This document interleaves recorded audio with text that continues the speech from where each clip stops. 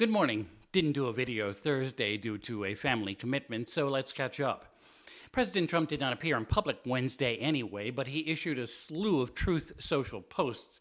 Noteworthy among them is his feeling that the Smithsonian is still too woke. He wrote it's spending too much effort on talking about how bad slavery was. He also screamed out in a post that Federal Reserve Governor Lisa Cook, appointed by Joe Biden, and one of the people who helps decide interest rate policy, should resign immediately. That's after Federal Housing Finance Agency Director Bill Pulte recommended. Attorney General Pam Bondi launched an investigation into whether Cook may have committed mortgage fraud. That's becoming a standard accusation against Trump enemies from that agency. New York State Attorney General Letitia James and Senator Adam Schiff have also been suggested for prosecution from there. Cook issued a statement that she will not be bullied into resigning. Wednesday, Vice President J.D. Vance and Pete Hegseth, the defense secretary, went to D.C.'s Union Station to go inside with National Guard members who were just standing around there and buy them a burger. Word had gotten out about the visit, and hecklers got close enough to make Vance difficult to hear. Stephen Miller, a special aide to the president, was on hand as well, fitting, since after half of the arrests made are to check to see if someone is in the country illegally. Miller called the protesters old white hippies and communists. Thursday, Trump played up the surge of federal agents, writing that he'd be going on patrol with some.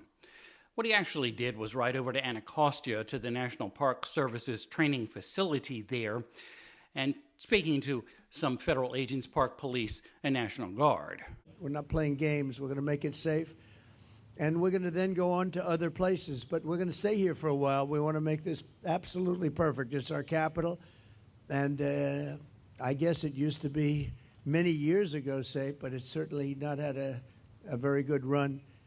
And you got to be strong, you got to be tough, you got to do your job. Whatever it takes to do your job, you got to do your job. But the crime numbers are way down. The Trump administration is expected to try to do the same in blue cities and blue states and claim credit for lower crime rates that seem to already be going down. But there will be legal challenges to that compared to D.C.'s predicament. As usual, though, Trump got diverted and roamed around verbally until getting to growing more grass at the national parks.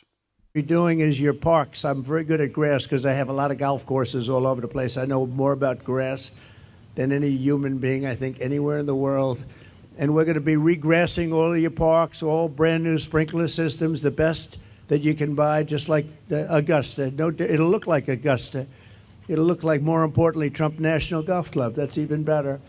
But we're going to have all brand new, beautiful grass. You know, like everything else, grass has a life. Do you know that? Grass has a life.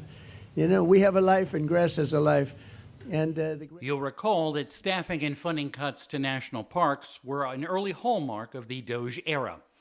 The courts always seem to find a way to be nice, and a New York State Appeals Court ruled the nearly $500 million penalty imposed for the Trump Organization's business records fraud case was excessive. The convictions stand, but the award voiding will be appealed by none other than Letitia James. With ear on the White House, I'm Bob Costantini.